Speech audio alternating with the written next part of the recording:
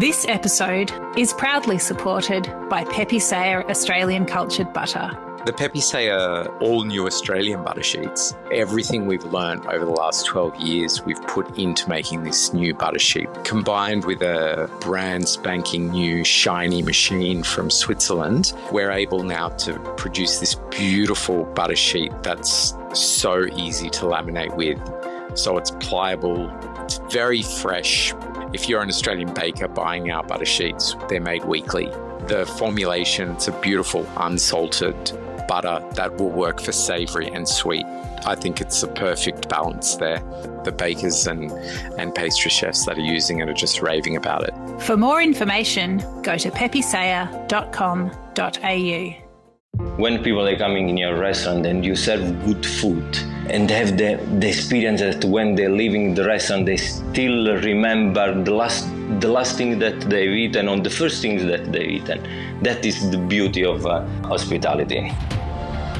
This is the Deep in the Weeds podcast. I'm Anthony Huckstep. Over generations, Italian food and restaurants have become an integral part of the Australian culinary landscape. But how have they changed over the years?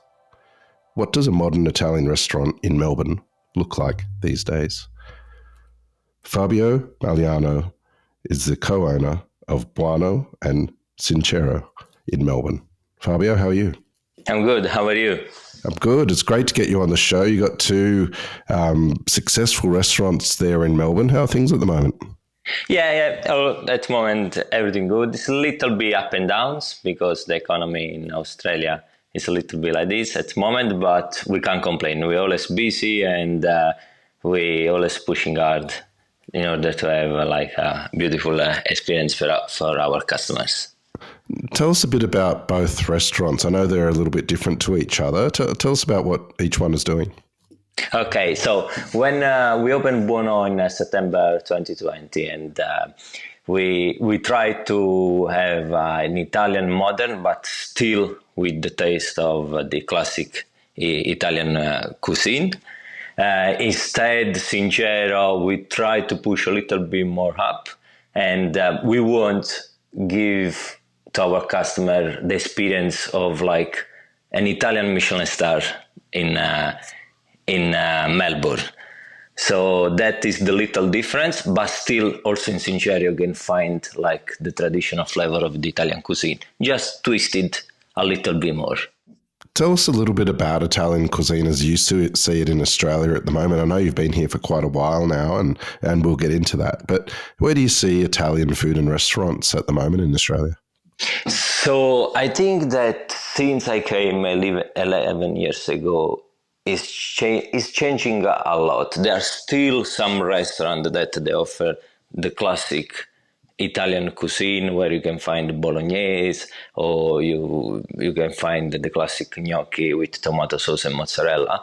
But where I can see that everyone, they start to twist their cuisine and serving something that is not familiar for Australian people. So that can be a big challenge because, of course, people, they're looking for always like for instance, seafood pasta.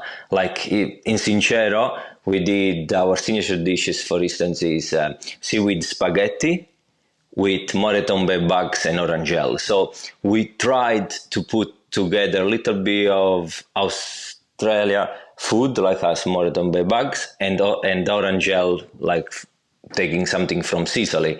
And there is some roasted fennel that is also very common in Sicily. And in the beginning, for our customer, was a big shock because I have seaweed spaghetti, moretombe bugs. But now it's became this big dish, and everyone orders. Like we changed the menu yesterday for autumn because we fall on the season, and we say, I want to try and see what happens if we put the seaweed spaghetti in a special menu. So we have our special that we change every day, but the seaweed is our signature dishes now. And we put the classic linguine with seafood. And it was amazing because yesterday the first 3 tables they ordered seaweed spaghetti. They didn't order the classic linguine seafood, and for us it was like a win because it's like that we brought something new and it's working. What's it like striking that balance with Italian sort of tradition and Italian food, but with Australian ingredients? Is it a lot easier these days? Can be easier, but in the same side, it's a little bit challenging because the flavor maybe sometimes they are completely different.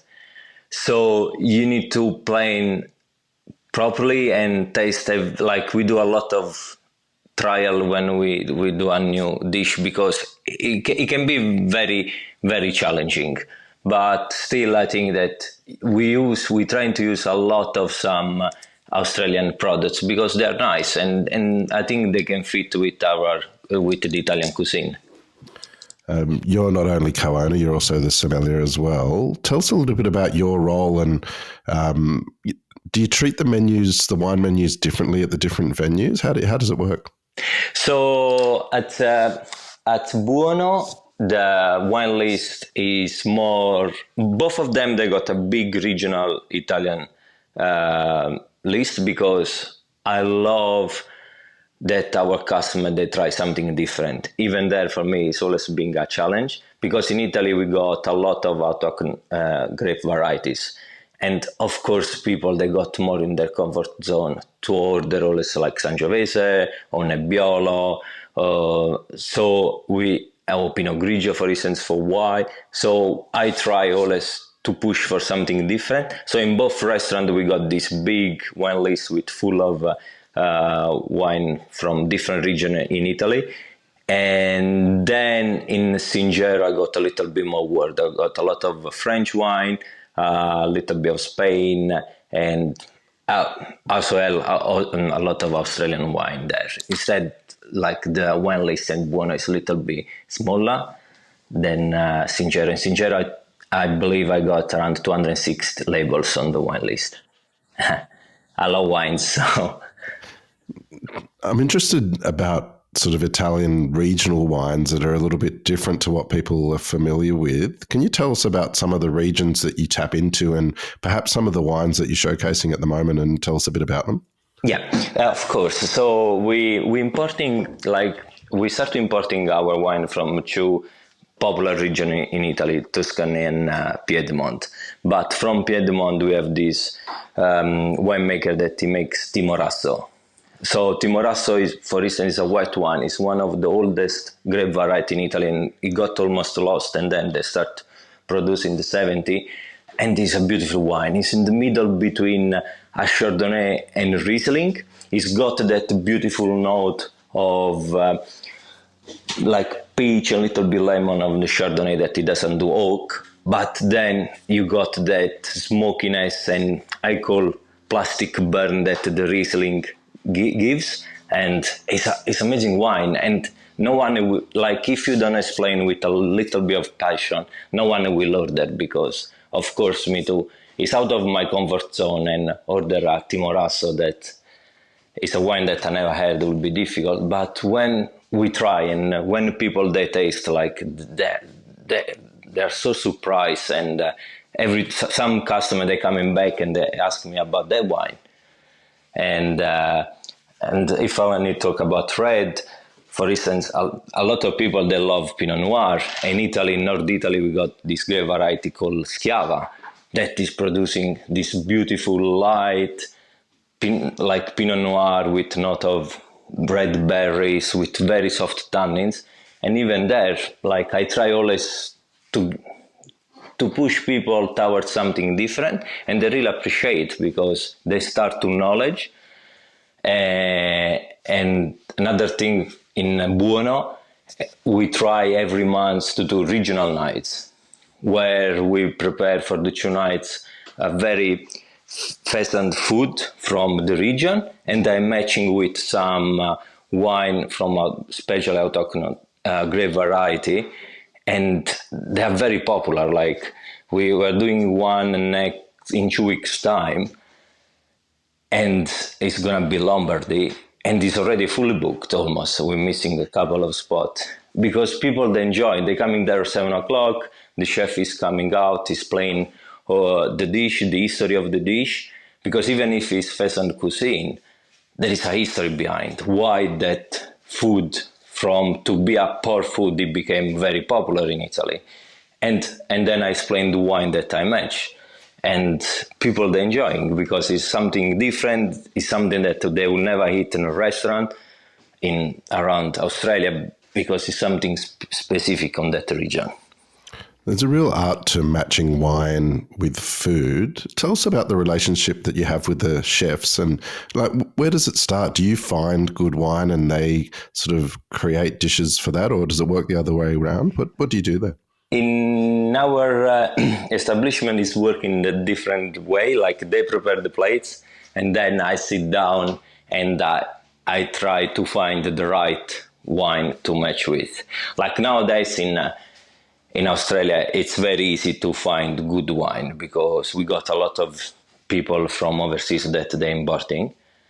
The problem, of course, is the cost because with all the tax and all the rest is coming very like high price, and then you need to mark like wine very expensive. So this is why we start importing our wine because we're importing even Barolo. And because our idea is that our customer, they can have a glass of Barolo for less than $30. And for them is have a different experience. Like I never thought that I was able to serve Barolo by the glass in Parkdale because Buono is located in Parkdale, that is outside the city in Melbourne, and for us was another challenging, but people they appreciate it. They say that people when we put, because I used to put Barolo as a special for $25 because importing is cutting me a lot of cost, and people they were so happy. So that is the way that we try to matching the wine and food. So they do the menu, and then I'm trying to working around. You grew up near the Amalfi Coast in Italy. Take us back there to when you were young. What was life like for you growing up, and what sort of role did food play? So yes, I grew up. Yeah, it's close to Amalfi Coast, 60k from Amalfi, and like I grew up in this family where my grandparents they were farmer and they used to produce everything. So I'd be no less in this way of seasonal food, like for instance, in the moment that there were green beans available, we used to eat green beans for one full week in a different way. But that it brought me in food because it's beautiful. The flavor of freshness from something in season is completely different of the big production. And for instance, like if I need to think of something that is stick in my mind is this on Sunday. Sunday in Italy is time where you spend with all the family, with your grandparents, and it's time for homemade pasta because it's the only day that everyone rests. So it was possible to make very easy homemade pasta, and that was very special because my grandma always leaving a little dough on the side and prepare me this dish is called pizzillo, that it means small pizza. So it's another pheasant dish that people they used to have like in a special day because during the Second World War they couldn't afford any bread. So it was the only way that they could eat bread. So Nonna was taking this little piece of bread, of dough, prepare a little disc, pan-seared, and then open the pot with was cooking maybe just Napoli sauce from the morning or the bolognese, put a little bit on the top and grated parmesan, and finish with grated parmesan. And for me, the flavor from something that simple is always sticking in my mind because it was amazing. And the funny part was that that was just for me. But everyone in my family was, can I have a little bit? And I was just taking a little pinch and give to them because it was something amazing and beautiful, and that's what sometimes Italian cuisine is. It's from simple, you can create something like amazing. Where did you first sort of get your foot in the door in a hospitality sense? So from there is like my uncle was one of my first mentor, and he was a chef. So I always follow him and see how like he was amazing. He can create something very, very amazing with nothing.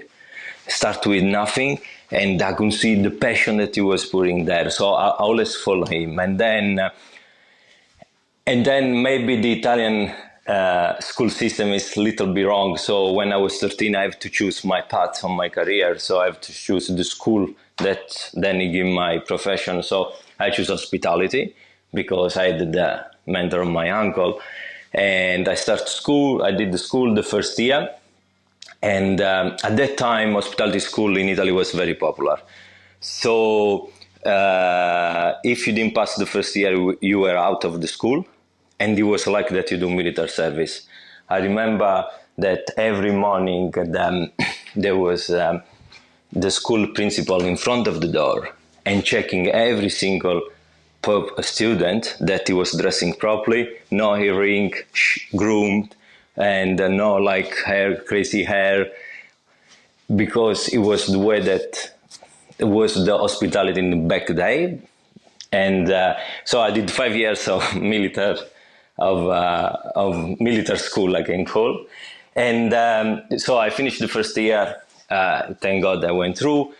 And then there was the Olympic game. I'm a really big fan of sport, and I was staying every day home. And I saw my mom leaving the house, come back after 10 minutes, and he told me, tomorrow you start to work in La Masseria. That was a restaurant close home, and it was the first restaurant where my uncle worked. I said, how? I said, yeah, because you choose to do hospitality school, so it's time that you go to work. So that was my first experience in hospitality. I was 14, finished school, summer season, work all the summer season through until September when the school restart. While all my friends, they were enjoying summer, it was a little bit hard because you're a teenager and you want to enjoy. It's the time where you are free. He said I was working, but that thing, it brought the person that I am now. In those early years in Italy, as you started to build your career, what were the really important sort of venues and people that you worked with?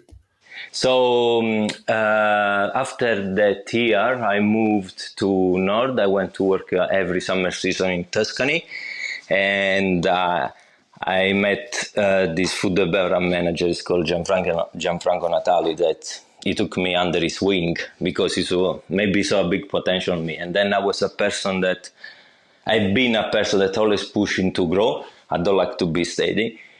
And so I worked in this beautiful hotel, five star. And funny things is that I always ask this food and beverage manager, please let me grow. I don't want to be anymore the food runner. I want to be the weather section. And like I'm a little bit stubborn, so I was there every day, ask for a better position. And one day I did room service in the morning for breakfast. I still remember the customer. It was called Colombo. So I brought the room service. I left the restaurant because then I was out for lunch. Come back to the dinner, and the manager told me, say, so you are pushing for a new position, but you are not able to do what you're doing now. I say, why? And say, because you didn't put the tea bag. So I forgot the tea bag in the room when I did the room service. So they have just hot water. And that thing, like nowadays when I'm thinking, I realize why I'm so focused in details. Like if sometimes, like one of my bartenders forget a garnish, or I'm going to the kitchen, it's missing one element in the dish, I can immediately point out. And the people, they say, are you crazy? How you know? I say, I don't know, it's on me. Like I can't do, because that thing, it brought me to say, all right, if I want to be a good restaurateur one day, I need to be focused in details. So that I think is the most important thing that is in our philosophy in our restaurant, and that I'm pushing every day on that. You spent some time in London. Tell us about that period of time. Was it different working in the hospitality industry there to Italy? Okay, so I don't think so. It was a big difference, but it was a beautiful experience. Like I moved in London when I was 20 because I realized if my dream was to open a restaurant one day in Italy. I never thought to have two restaurants in Australia, and so I supposed to improve my English. Otherwise, it will be difficult because in Italy we live on tourism. And so I said, all right, I'm moving to London, and I found some connection through some friends where I used to work in Tuscany, and I started working immediately in Locanda Locatelli, that is one Michelin star, now it's closed. And I think it was, after my two restaurant, it was one of my biggest experience in my life. I think that experience, it created the full person that I am now. And so I started there again. There was big hierarchy. It was from the food runner to the restaurant manager, but in the middle there were all other positions. So you have to climb the Everest. It's like climbing to Everest if you want to get on the top. So I started to work there, and even there, like I have million of beautiful experience, like Kate and Princess William and Princess Kate, they have their first day there, and I was there serving them. We have all the royal family one day, and Kate Winslet was one of regular customer. Hugh Grant was one of your customer. Like we had a lot. Like there were some football player. Like one night, because I'm AC Milan fan, there was some managers of AC Milan, and another table was Shevchenko. He was an Ukrainian football player and playing for Chelsea that used to play for AC Milan. And this manager from AC Milan called me and said, please, can you tell Shevchenko to turn the phone on? Because in the restaurant in Locanda, you're supposed to have no phone at that time. And said, because someone is calling from Milano. And no, for you it's something like very big. So I went there, told him, and the day after newspaper, Shevchenko was to go back to Milan. So yeah, it's all this small experience and beautiful experience and the way of the details that there was in Locanda. But even there, I took the philosophy, because Locanda Locatelli has been Michelin star for 23 years before they closed, but he always served the food like your mom used to cook, like never small one. You go there, main course is 180 grams of rice. It's not that small portion. And that's the philosophy in our restaurant. They are not small portion, but they're not huge. They are the way that you eat at home with your family when you sit down, because for Italians, sit down on the dining table is something magical every day, even for lunch, maybe not breakfast. We don't do crazy breakfast, but lunch and dinner, they're two important moments of our life every single day. It's magical. It's something that you're sitting there with your family, you got the TV on the back that is there, but it's just like he's a guest. It's someone in the room, but you are there sitting and enjoying the food. During your time in London at Locatelli, you also served the Queen. Can you tell us about that?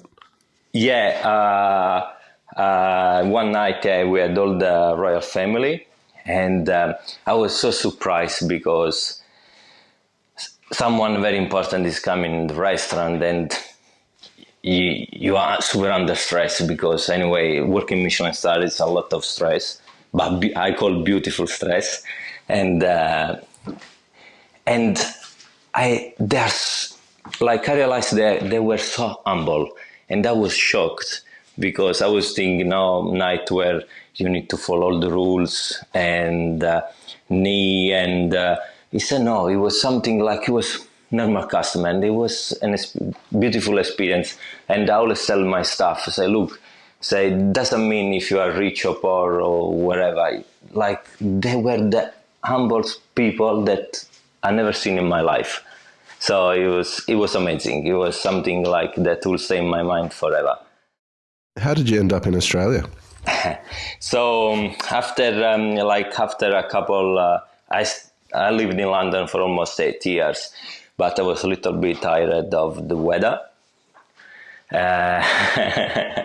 Because like, I love London. I think it's one beautiful city, but the weather is really like not killing you, but is almost killing you. And especially for me, coming from South Italy, where we have a summer where there is sunshine, even in winter, it was hard. And so I decided to travel a little bit Europe. So I moved to Spain, then I spent a couple of years in France, and then another couple of years in Switzerland, in the German part. My dream was always to come here in Australia because I lived with two of my flatmates in England. They were Australian. So I said, come on, it's my last year that I can come here with working holiday, do it. So I took everything from Switzerland and I moved here. And my plans were to stay here in Australia for the full year of the working holiday, then go back to Europe, and maybe the idea was to go back to London, because after Locando Locatelli, for me was hard to find a restaurant where I felt that comfortable and emotion that the place was giving me, because I think it was a unique experience. And then I have a beautiful restaurant manager, Roberto Veneruzzo, that it was another person that he took me under his wing and he let me grow under assistant manager in Michelin star. So for me, it was a big thing. And so my dream was to go back maybe in London, do something there. But then, I don't know, the history changed, and I started to love here. I saw a lot of opportunity. And then where I used to work, they gave me the sponsor. And here we are. Like now I'm in Melbourne after 11 years with 2 restaurants. Tell us about when you landed in Melbourne. What was it like, and did you find it easier to find somewhere? All right, yeah. When I arrived here, I had a little bit of cultural shock, because I was coming from London and I was speaking English, and I say, all right, I'm fine. Like, London is a big city, Melbourne it is as well, but I speak English and feel confident. It will be very easy to move around, find a house and find a job. The job was not the big issue, because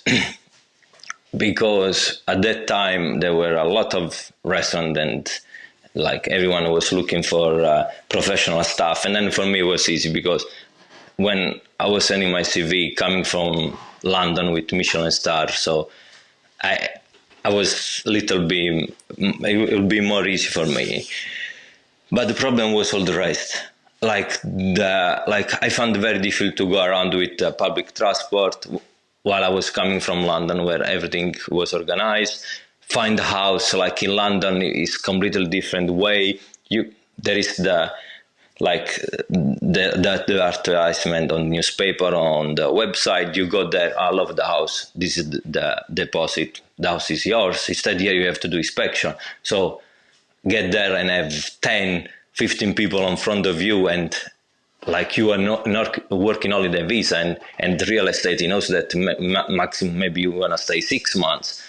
So it was very difficult. So all this one shocked me a little bit, because I was thinking that, because then like everyone was telling me, go in Australia, it's easy, it's like no easy life, very relaxed. But instead I found immediately that it was a little bit challenging. But in the end, everything, like when you understand the way that things work, was completely different. I was super, super happy, and I really love like the culture and the way that you live here. And the free time, especially in hospitality, that you have. Like for me now, it's different. With 2 restaurants, I don't have that lot of spare time. But when I used to work for other people, it was amazing. Like do a contract 38 hours, like it's half of the contract that we have in Europe, because in Europe sometimes you work 60 hours a week. So you got that your 2 days off while you spend 1 to recovery, and maybe the other one to have fun. So it was amazing. Like it's beautiful. Like I think it's one of the best country that I lived. I love Italy. Don't get me wrong. It's beautiful. It can be the best country in the world, but it doesn't work for certain things. Instead, yeah, it's amazing. Where did you ply your craft in Melbourne before opening Buono? So I worked in Satiara, where I met all my business, both my business partner, my head chef, and then from there I moved to Cheddar. They opened Pastore. Scott Pickett opened Pastore, and then because I had the sponsor in Satiara for all the time, so I worked there for 6 years. Then I had almost half year at Pastore, and then COVID kicked in. Because with my partner, after I got my permanent resident, my partner, she's Italian, but she grew up in Switzerland. She wanted to live in Italy for a little bit because she never had the experience to live in Italy. So I said, look, I'm PR, I'm permanent resident. So why not? We can move down. We can go up in Italy, live there for 6 months for the summer season, come back. And I had already I called my food and beverage manager where I used to work before in Tuscany, and immediately he took both of us. So we had a job. And so it was the end of 2019. So we started planning everything, how to move and go back there in Italy. And then I start to message the food and beverage manager and ask, say, look, you need to tell me when I need to start to work, because anyway, here I got a car, I got I've been here almost nine years, so I got a life. And he told me, said, sorry, I don't know, something's wrong. We got a lot of cancellation, and that was the beginning of 2020. So we don't know what is going on. And then the COVID arrived, and first lockdown in Melbourne, everyone home. And we supposed to, like my partner, she used to work in this place in Brighton, and the owner approached us if you want to buy the restaurant. They say that was before COVID, and we say, yeah, why not? So we start all the paperwork and everything, and almost everything was done. The deal was almost done, but then COVID came, so he pulled out, say, no, I want to keep the restaurant now. And because I'm starving, I say, no, I need to find a venue and open our restaurant. So I start to search on the web, and I found this broker that he had this place in I think Cheltenham for selling, but it was a little bit far away from the center of Cheltenham, so I didn't like it. And the guy said, I got a new place also for selling in Parkdale. And I told him, sorry, where is Parkdale? Because I've been in Melbourne for 9 years, I don't know. And then he told me, so, and we arrived in Parkdale to see the place. It was like a Monday night, and it was around 5 o'clock winter, and there was no one in the street. It was like a ghost city. And I told the guys, I don't think that we can open a restaurant here. It would be like, and special kind of the quality of food that we're serving with the prices that we have. But then the day after, we had a new meeting. And after the meeting, the broker saw me that I was a little bit not sure what to do. He said, go around, check the other place, and then you decide. So we finished, we ended in this French patisserie, and they were selling a almond croissant for $8.50. I said, guys, we can open the restaurant. So from that croissant, we are in Park there. Because like, come on, people that buy croissant for $8.50, that even not in South Yara, they sell for $8.50, so we can open our restaurant. What's it been like owning a venue compared to sort of working for people throughout your career? Do you view the industry a bit differently, and has your approach to hospitality changed? Yes, it's changing a lot. It's changing a lot. Like, I think one of the big challenge at the moment is staff. Because, I don't know, like for the way that I grew up and the way that is now the work ethic is a little bit different. And then especially because they don't, like people that don't see hospitality, like some of the people, they don't see hospitality like a place where to grow or work. So most of them is just a job to do it, but it's not that.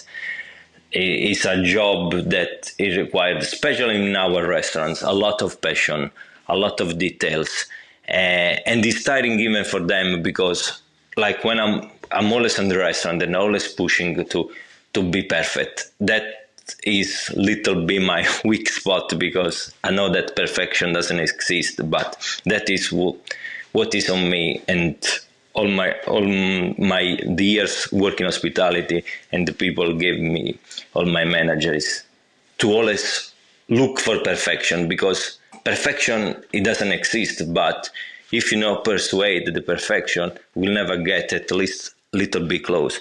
So I think be a restaurateur and work for other people, at the moment the big challenge is the stuff, because it's hard, because it's changed. I'm coming for the old days when this industry was very tough, and maybe it was wrong, maybe it was right. That I can say, because it's the point of view of people. I think from my point of view it was right, because you need a little bit of discipline in this job, because it's like a military service. Like if you work do military service, you got an hierarchy, and that is, I think, hospitality. In order to achieve high standard, then for low standard maybe can be a little bit different. But I think the point of work with staff is very, very hard. We try always, like I always push, and our philosophy that our people that come to work, they come to work with smile, because I think in hospitality there are two elements very important: your staff and your customer. Because if your customer are happy, it makes even your staff happy. But if you work in a place where customers always they complain that there's something wrong in what you serve or what you do, your staff start to get down, because the stress that they got in order to challenge a customer that is complaining is big. And another side, if the staff is unhappy, is putting your restaurant down. Like if the chef is unhappy or is a little bit, I call them little bit old crumpy people, I can see on the food immediately in the way that they plate it, and that is the things that then the customer will realize and feel unhappy as well. So I think it's these two elements that are very important, and we always try to keep them both on the same level and happiness.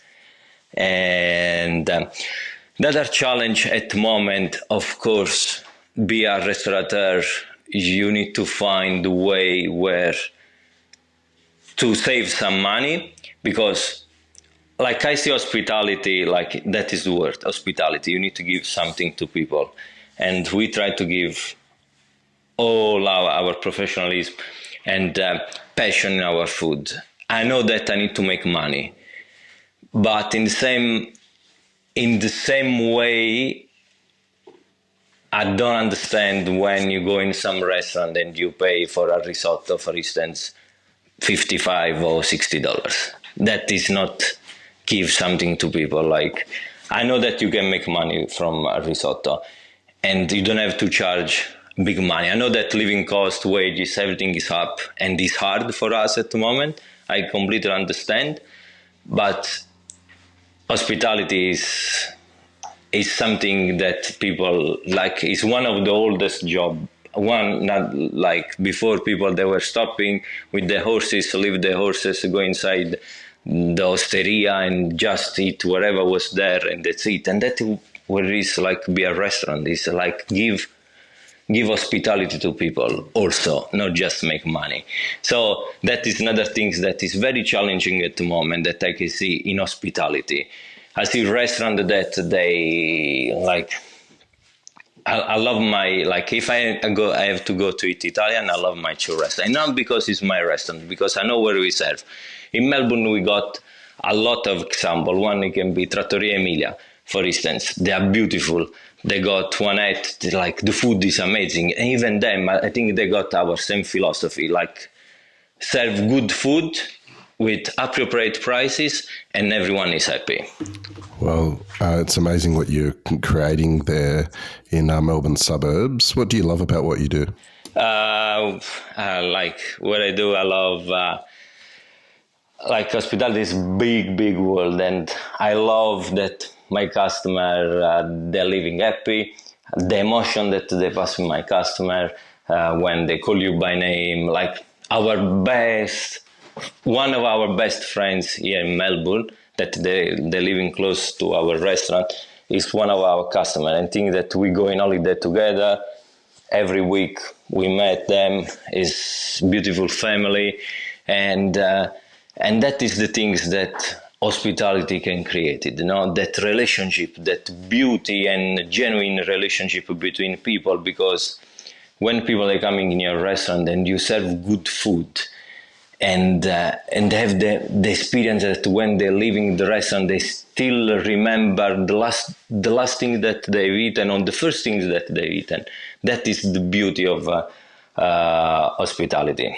Then another side, like, I love the relationship with my staff, because I try to give all my trust to them, and I see that if you can be a good owner, and you don't have to be always upset and like hard. And the only thing that we required from our staff is the respect, because we respect them. Like, I'm the first one that sometimes we are going in and working more than them, because I need to give the example. Like, I think that give the example to our staff is very important. I love wines, so I will spend hour and hour training my staff about wines and everything that is around, because it's another amazing world. Like, the other things that I love is make cocktails. So I'm always there, experiment, and that is another service that we offer to our customer. Like, in my restaurant, we never had like just three liquor mix or 2 spirits and 1 liquor. Always infuse all our cocktail. They got infused with food. So, for instance, now we created this Sicilian daiquiri where we infuse the rum with fennel, and then we finish with the blood orange puree and touch of lime. It's something can be very simple, but it's nice because at least, like, when you drink that cocktail, you remind you a little bit of Sicily. Well, Fabio, it's been an absolute honour to have you on Deep in the Weeds today, to hear just a part of your story. I look forward to seeing where you take everything from here. Please keep in touch, and we'll catch up again soon. Lovely. Thank you very much indeed for having me. This is the Deep in the Weeds podcast. I'm Anthony Huckstep. Stay tuned as we take a deep dive into the lives of the incredible people who ply their trade in the food and hospitality sector. Special thanks to executive producer Rob Locke for making this all happen. Follow us on Instagram at Deep in the Weeds Podcast, or email us at podcast@deepintheweeds.com.au. Stay safe and be well.